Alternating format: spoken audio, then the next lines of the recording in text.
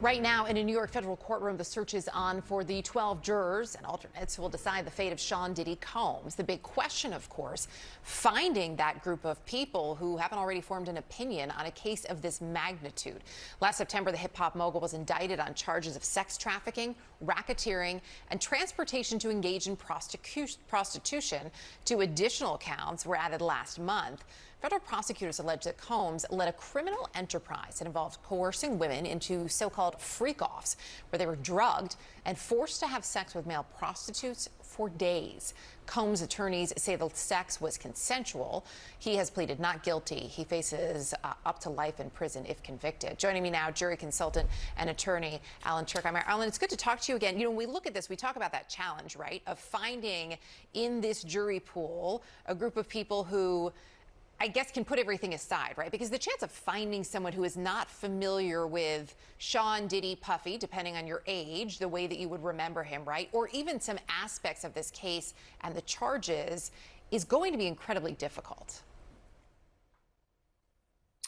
It is, and that's why there are going to be many prospective jurors that are brought in, and the process is going to be narrowed down through questioning by the judge and then by the parties. So ultimately, there are going to be 12 jurors that are going to sit on this case and decide his fate, and 6 alternates as well. But it's going to start with a much larger pool, and then those who are biased one way or another, maybe they've seen the video with his ex-girlfriend, Cassandra Ventura, and anything else that's been reported, and they just say they can't get that out of their minds. They've made up their minds. They're going to start out with one side ahead of the other. They're going to be excluded, and so it's going to come down to those who can be fair and impartial, that haven't made up their minds. And yes, most of them probably will know who Sean Combs is.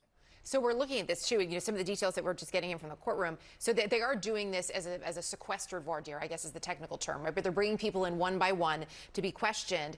And then also the judge has a lengthy list of an appendix that for the Lord of the Rings, say, I mean, it's like a binder almost. There are so many people, so many instances they need to check off. If you were looking at this as a jury consultant, if you're the prosecution, if you're the defense, walk me through who you do and you don't want ultimately in that jury box. Right, and I preface this by saying that if you want a juror, the chances are, since that's a good juror for you, the other side, if they're doing their homework, will get rid of that juror. So a good juror for the prosecution will likely get kicked by the defense. A good juror for the defense will likely get kicked by the prosecution. So you end up with more of a middle of the road type of juror. But ideally, if you're the defense, then you are looking for somebody who maybe has been wrongfully accused of something at some point in their lives. It's probably not in a courtroom, but somebody maybe who feels that in their neighborhood, their school, their job, or in a family, they've been wrongfully accused, subconsciously connect with a criminal defendant, Sean Combs in this case. So that's one thing. Also, the defense probably wants somebody who's a contrarian, maybe sees the world a little differently, that's going to get in the deliberations and shake the prosecution of their very streamlined, controlled case. Again, if you're the defense, a hung jury is probably a victory. And then also there's some people that just feel celebrities are unfairly accused, maligned, targeted. This type of juror might think if it wasn't Sean Combs or if it was somebody named Sean Kaminsky, these charges wouldn't be here and he wouldn't be facing life in prison. Now, prosecutors, they probably have an easier time. They want jurors who are going to have strong notions of accountability, and they're going to connect the dots. And also, they might tend to blur the distinction between illegal behavior and maybe things that are behavior that's untoward, that's immoral, unethical. They kind of lump it all together. But at the end of the day, I think prosecutors are going to look at the jurors and say, all right, how is this juror going to assess the accusers in this case, the main witnesses? And I think they're going to want somebody who is going to believe these accusers coming forward and telling their story. You talk about the lumping together of some of the alleged behavior. How specific do you imagine this process is when it comes to asking these potential jurors some questions, potentially uncomfortable, about some of the alleged behavior and whether they have either engaged in it themselves or known someone who has? How much will that be a part of it?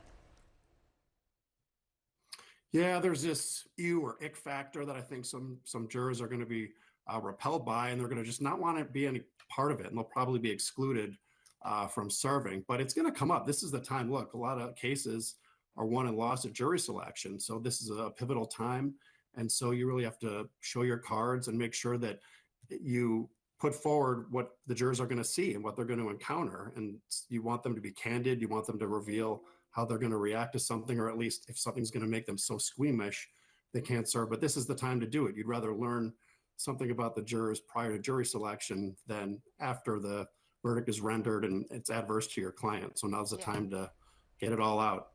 Do you think this can be wrapped up, if you have time for a quick yes or no, in a week?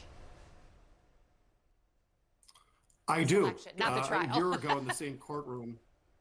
Right. No, the courthouse, same courthouse, Southern District of New York, 1 year ago, right about now, former and current President Donald Trump's jury was selected, and I think it was 4 days. So they can pull that off for his case. I think it'll be this week. It'll take some work, but I think they'll get it done. Yeah, absolutely. Alan, really appreciate it. Thank you. Good to see you, Erica. You too.